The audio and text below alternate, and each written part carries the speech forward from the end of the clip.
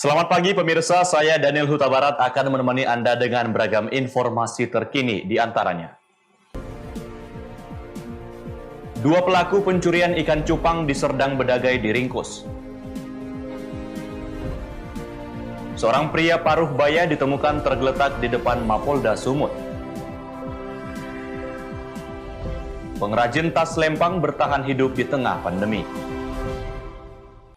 Selain cuplikan berita tadi, kami juga akan menghadirkan beragam informasi lainnya. Pemirsa, kita jelang Sumut hari ini pagi selengkapnya.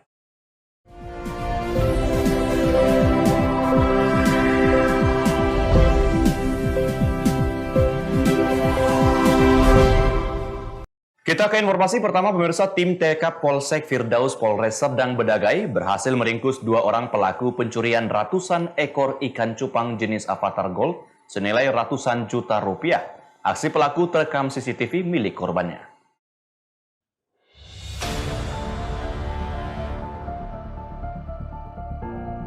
Beginilah aksi kedua pelaku terekam CCTV saat melakukan pencurian ikan hias jenis cupang milik seorang warga di Dusun 1, Desa Pon, Kecamatan Sebamban, Kabupaten Serdang Bedagai, Sumatera Utara.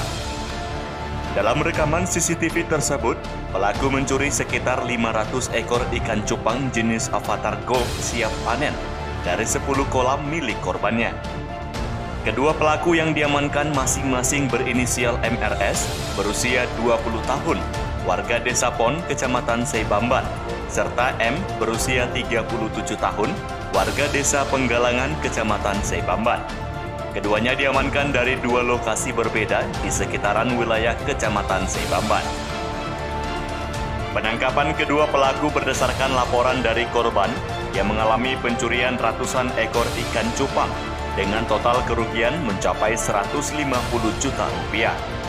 Petugas juga berhasil mengamankan sebanyak 110 ekor ikan cupang.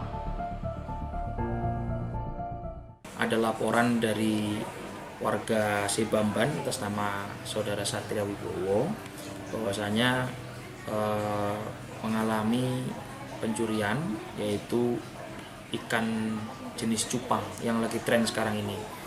Jadi setelah dibuka CCTV di rumah tersebut, di rumah tempat penangkaran ikan cupang milik Saudara Satria Wibowo, betul bahwasanya ada dua pelaku yang terekam CCTV melakukan pencurian ikan cupang. Kami berhasil menangkap kedua pelaku dan didapat BB juga sebanyak 110 ekor ikan cupang yang ditaksir kerugiannya menurut pengakuan dari pemilik sekitar 150 juta. Kedua pelaku saat ini masih ditahan di Mapolsek Firdaus Polres Serdang Bedagai guna dilakukan pemeriksaan lebih lanjut. Kedua pelaku dikenakan pasal 363 KUH Pidana dengan ancaman hukuman 5 tahun penjara. Abdul Malik melaporkan untuk Eva Rina TV. Sementara itu, pemirsa, personel Polsek Kampung Rakyat Polres Labuhan Batu meringkus 3 tersangka pengedar narkoba jaringan Medan. Petugas berhasil mengamankan barang bukti sabu seberat 14 gram di salah satu rumah kontrakan milik tersangka. Sebagai bentuk komitmen dalam memberantas narkoba di wilayah hukumnya, Polres Labuhan Batu melalui personil Polsek Kampung Rakyat berhasil meringkus 3 orang pengedar narkoba yang merupakan sindikat jaringan Kota Medan. AKBP Denny Kurniawan, selaku Kapolres Labuhan Batu menyebutkan, berdasarkan informasi masyarakat, pertama pihaknya berhasil meringkus 2 tersangka yang sedang melakukan pesta sabu. Masing-masing D, warga Kabupaten Langkat, dan L, warga Kampung Rakyat Labuhan Batu Selatan di rumah kontrakan milik IM yang juga ditetapkan sebagai tersangka karena kedapatan turut menguasai narkoba sabu. Dari ketiganya, polisi pun menyita 14 gram sabu yang telah siap edar, alat isap sabu, dan barang bukti lainnya. Pihaknya masih terus memburu tersangka lainnya yang merupakan pemasok barang haram tersebut dengan identitasnya telah diketahui. Berawal dari informasi yang kami terima mengenai peredaran narkotika jenis sabu-sabu di daerah tersebut. Pada saat anggota datang ke TKP di salah satu rumah, diamankan awalnya 2 orang atas nama D dan F. Ya. Di tempat tersebut kita mengamankan beberapa barang bukti, salah satunya adalah narkotika. Dan kemudian ketika kita lakukan penggeledahan di rumah tersebut, ya, di kamar yang lain, kita amankan juga tersangka yang ketiga atas nama IM, ya. Juga dengan barang bukti narkotika ada padanya di kamar tersebut. Nah, ternyata tersangka pertama dan kedua ini adalah pengecer dari tersangka tiga atas nama IM. Nah, IM sendiri mendapatkan narkotika tersebut dari tersangka atas nama A, ya, yang saat ini sedang kita lakukan pengejaran. Ketiga tersangka dijerat pasal 114 subsidiar 112 Junto 132 Undang-Undang Republik Indonesia Nomor 35 Tahun 2009 tentang narkotika dengan ancaman maksimal 20 tahun penjara. Ucok Sitorus melaporkan untuk Evarina TV. Informasi berikutnya, pemirsa, kebutuhan pokok yang sempat melonjak pada suasana Natal dan Tahun Baru di Kepulauan Nias kini telah berangsur turun, diantaranya cabai merah dan cabai rawit. Harga menurun dari Rp80.000 per kilogram menjadi Rp40 hingga Rp50.000 per kilogram.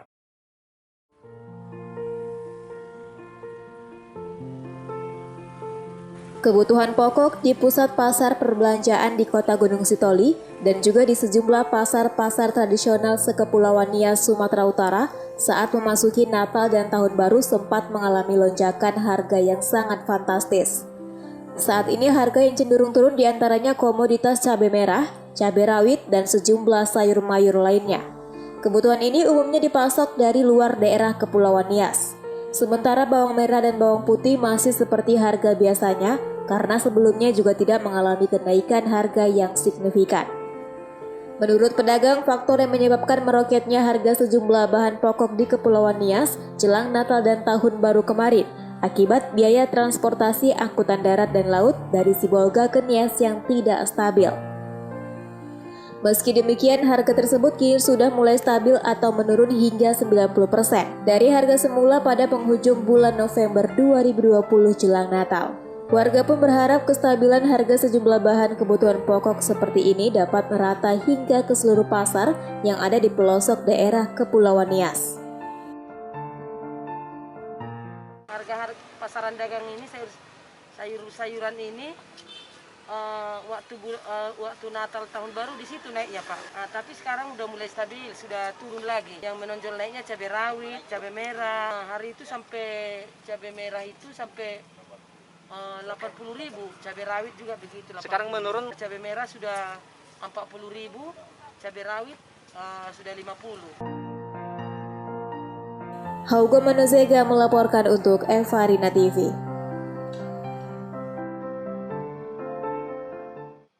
Sumut hari ini masih akan kembali sesaat lagi, tetaplah bersama kami.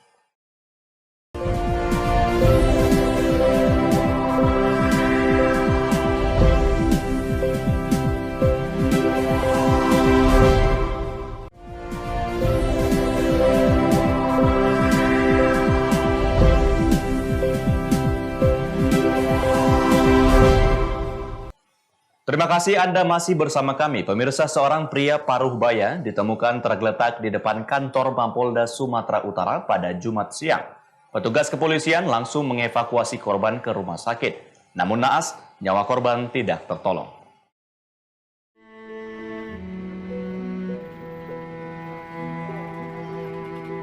Warga Jalan Sisingamangaraja, Medan, Sumatera Utara dihebohkan dengan adanya jasad seorang pria paruh baya yang tergeletak di depan Mapolda Sumatera Utara dengan kondisi berlumuran darah.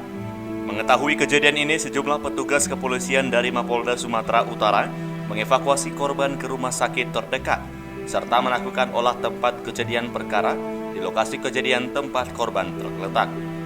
Korban yang tidak diketahui identitasnya ini akhirnya meninggal dunia dalam perjalanan ke rumah sakit Bhayangkara, Medan. Penemuan jasad ini membuat arus lalu lintas di Jalan Sisingamangaraja, Medan mengalami kemacetan. Seorang pengendara yang melintas menjelaskan korban ditemukan tergeletak di tengah jalan saat arus lalu lintas sedang ramai. Ketika saya di sini ternyata itu mayat sudah tergeletak dan berceceran darah. Posisi setelah saya konfirmasi tadi Pak Polisi yang ada di tempat, dia pun katanya masih belum tahu karena ketika dia datang mayat itu sudah di tempat. Jadi kronologis pastinya dia belum tahu. Ini masih sedang dalam taraf penyidikan kita. Bang, jenazah tadi bang apa bang? Laki-laki perempuan bang? Laki-laki, diperkirakan itu sekitar umur 55 tahun. Bang, posisinya dari Medan ke arah ke Pakam apa dari mana bang? Dari Medan arah ke Pakam. Dari Medan ke Pakam. Dan itu menurut tadi keterangan Pak Polisi tadi itu supir angkot. Supir angkot ya bang. Ya. Terus bang, saat ini jenazah di mana dibawa bang? Jenazah itu lagi dibawa Pak Polisi tadi ke rumah sakit, mungkin dilakukan otopsi mungkin tak. Artinya begitu abang lihat memang udah tewas abang? Udah nggak ada lagi. Udah nggak ada lagi? Iya. Ada luka-luka tusukan atau apa bang? Luka-luka tusukan nggak ada, cuman di bagian kepala tadi ada yang mengeluarkan darah. Hingga kini pihak kepolisian masih menyelidiki kasus meninggalnya pria Parubaya tersebut. Wahyu Pratama melaporkan untuk Eva Rina TV. Pemirsa, pemerintah Kota Medan melalui Satgas Percepatan Penanganan COVID-19 resmi memulai implementasi vaksinasi tahap pertama. Pencanangan vaksinasi ini diawali dengan penyuntikan vaksin Sinovac kepada sejumlah pejabat kota dan selanjutnya akan disuntikan kepada tenaga kesehatan.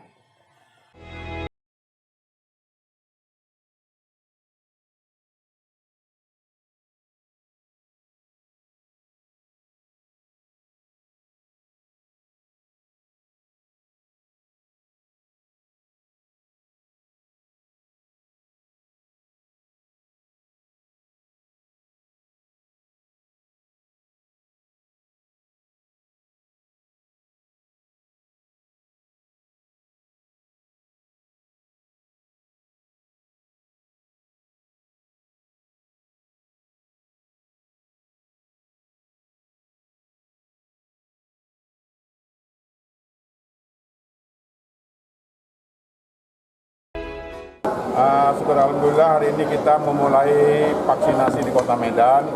Tahap pertama ini kita mendapat jatah 20.000 vial vaksin dan itu satu orang membutuhkan 2 vial. Jadi di Kota Medan diperuntukkan lebih kurang untuk 10.000 orang. 10.000 itu diperuntukkan terutama berdasarkan petunjuk untuk tenaga kesehatan karena mereka yang sangat rawan terpapar virus ini. Selanjutnya nanti begitu ada masuk lagi vaksinnya lanjut ke masyarakat. Dan tujuan vaksinasi ya itu diharapkan untuk menumbuhkan ya kekebalan terhadap COVID-19. Jadi vaksin khusus untuk merangsang kekebalan, pembentukan kekebalan tubuh COVID-19, dan diharapkan ini sebagai salah satu upaya ya, selain yang wajib melaksanakan protokol kesehatan, juga kita membantu melalui vaksinasi meningkatkan kekebalan tubuh ya. Dan ini diharapkan nanti bisa membantu kita ya, untuk upaya pencegahan baik dari perorangan pada seluruh masyarakat, sehingga nanti kita bisa menghadapi bersama wabah pandemi COVID ini.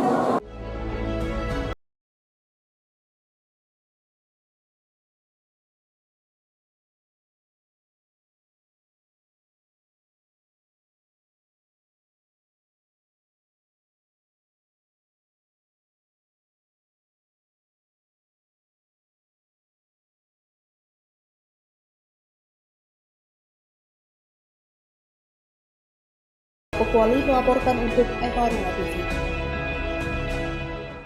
Pemirsa, Bupati Batubara memberikan bantuan kepada korban tanggul jebol yang mengakibatkan ratusan rumah di 3 kecamatan terendam banjir.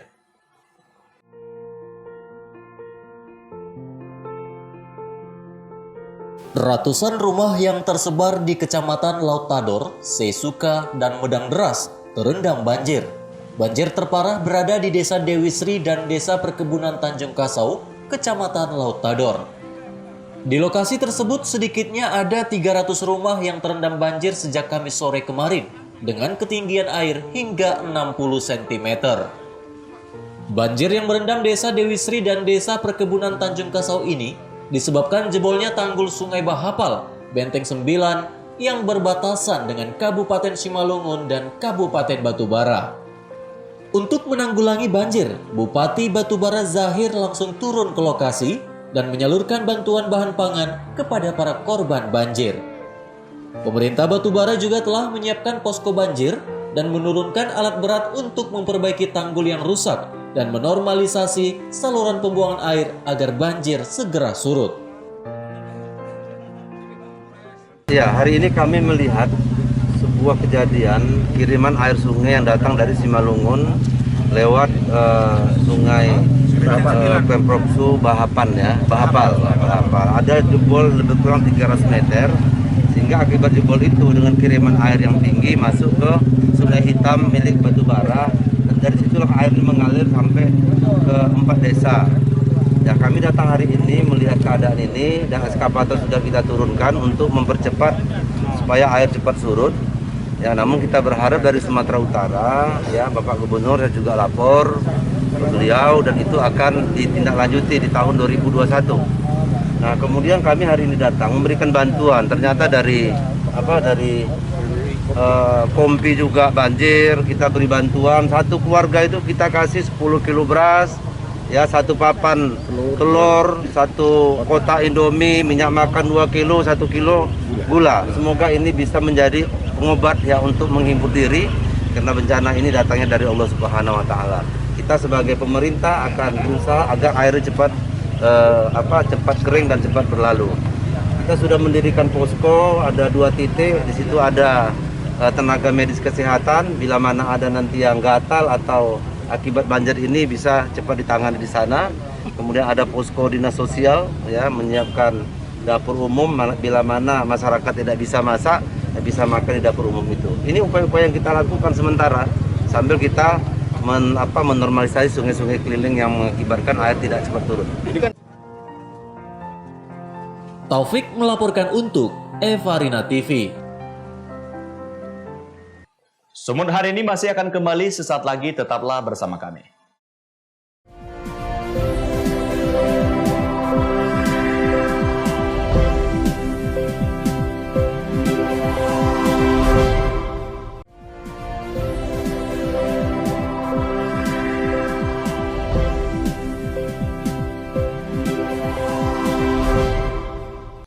Terima kasih Anda masih bersama kami, pemirsa. Pastor Elias Sembiring dimakamkan di pekuburan Kapusin Sinaksak, Kecamatan Tapian Dolok, Simalungun, Sumatera Utara, setelah melalui berbagai rangkaian sejak dari pagi hingga sore.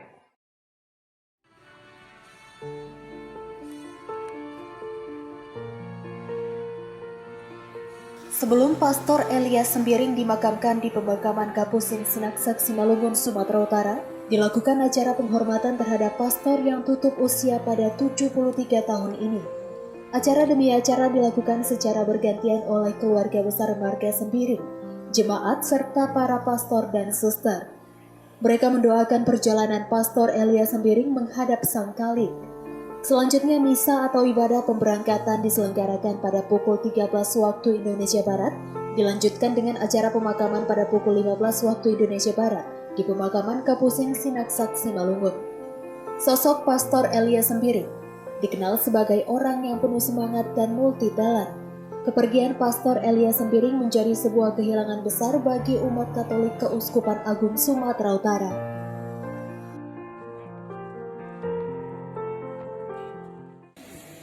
Beliau itu sungguh luar biasa.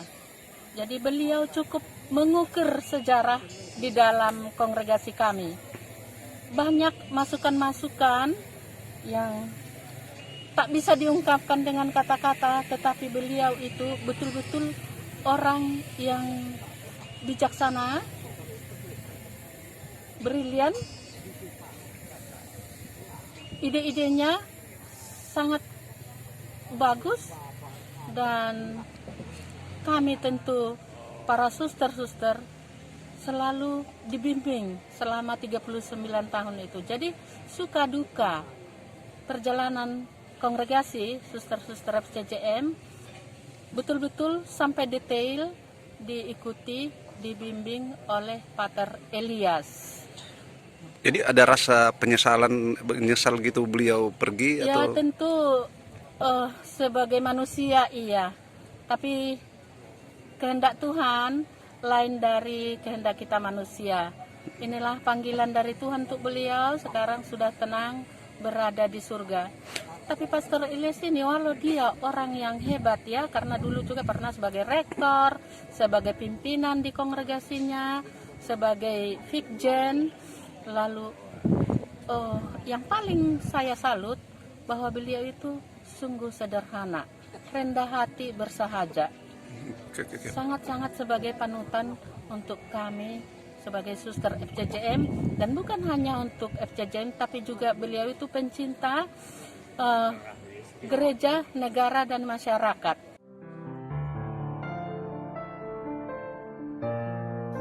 Pastor Elias Sembiring juga dikenal sebagai sosok akademisi yang tegas, petualang dan pekerja keras. Hal itu terlihat dari kontribusinya bagi pendidikan, khususnya di sekolah-sekolah Katolik. Dengan keteladanannya, diharapkan kaum muda mampu meneladani keuletan dan kerja kerasnya. Ebit Masder melaporkan untuk Evarina TV. Pemirsa, untuk dapat bertahan hidup di masa pandemi, seorang warga perdagangan Kecamatan Bandar Simalungun, Sumatera Utara masih eksis mengembangkan usahanya. Dirinya membuat aneka bentuk tas berbahan daur ulang kulit bekas jok kendaraan dan sofa. Beginilah cara Perlindungan Samosir untuk dapat memenuhi kebutuhan keluarganya. Pandemi COVID-19 yang hampir berlangsung setahun ini tidak membuat dirinya dan keluarganya putus asa. Untuk menunjang kebutuhan perekonomian, berbagai terobosan pun dilakukan, termasuk memanfaatkan bahan bekas kulit dari jok mobil maupun bahan bekas sofa. Bahan-bahan ini dibentuk menjadi tas lempang dengan berbagai ukuran dan warna. Aneka bentuk tas yang diproduksi oleh Perlindungan Samosir dan keluarganya kini sudah tersebar di berbagai provinsi di Indonesia seperti di Kalimantan, Bogor, dan Bali. Agar usaha pembuatan tasnya bisa menembus pasar yang lebih luas, Perlindungan Samosir menggunakan media sosial Facebook juga Instagram. Harga tas bervariasi, mulai dari harga ratusan ribu hingga jutaan rupiah sesuai bentuk ukuran dan kualitasnya. Ke berbagai daerah, terlebih dalam kota Jambi, Kalimantan, sampai ini ke Bali, berkat bantuan seperti kantor pos, JNE, dan juga pada saat-saat sekarang ini ya, karena kami itu kurang istilahnya untuk bagian media sosial, jadi sekarang hanya berbagai Android yang kecil pun kalau kita buat itu untuk istilahnya menunjang pekerjaan kita, lewat itu juga kita juga mampu untuk hidup pada saat zaman pandemi sekarang. Ya, puji Tuhan. Dapat menembus daerah-daerah luar kota, daerah lain ya. Iya. Oke, jadi udah berapa lama kira-kira untuk tas ini sendiri? Kalau usaha untuk dalam bidang tas ini sebenarnya paling masih sekitar hampir jalan 5 tahun lah yang untuk tas ini. Kalau untuk jok sendiri dengan untuk pembuatan sofa dan lain-lain itu? Ya, kalau pada saat untuk dunia dalam sofa, jok mobil ini, pada saat anak-anak kami belum lahir, ini sudah kita tekuni. Tapi ya puji Tuhan, sampai sekarang anak-anak kita ini juga sudah tumbuh dewasa. Ini anakku nomor 2 dan itu anakku nomor 3. Yang satu lagi sudah membuka usaha. Usaha kita ini sudah sangat-sangat mereka minati. Berarti udah, kalau dikalkulasikan udah berapa tahun berjalan usaha ini? Kalau dikalkulasikan adalah sekitar hampir 20 tahun. Kalau macam saya ini sekarang pada saat ini, saya itu hanya menyampaikan tugas kepada anak-anak. Contoh, ada masukan tas, nak kau kerjakan ini, harga sekian. Dan juga kita kasih pinnya untuk dia, dan anak kami yang ketiga juga begitu. Dan pekerjaan ini sekarang sudah menjadi, tidak menjadi sampingan lagi. Tapi bahkan rutin. ini sudah menjadi utama. Rutinitas ya? Nah, supaya apa? Supaya anak-anak kami apabila ada kegiatan, mereka itu terhindar daripada pergaulan bebas. Contoh sekarang, untuk zaman-zaman sekarang, kalau kulihat dengan fenomena yang terjadi di masyarakat, mengapa anak-anak itu jatuh ke dalam narkoba dan pergaulan bebas? Karena apa? Salah satu hal kalau saya teliti, itu akibat minimnya bagi mereka suatu keterampilan. Selain membuat aneka tas selempang, Perlindungan Samosir dan keluarga juga menerima orderan pembuatan jok mobil kendaraan roda 2 maupun sofa. Perlindungan Samosir berharap agar usahanya dapat terus berkembang dengan bantuan pemerintah melalui UMKM. Ebit Masder melaporkan untuk Eva Rina TV.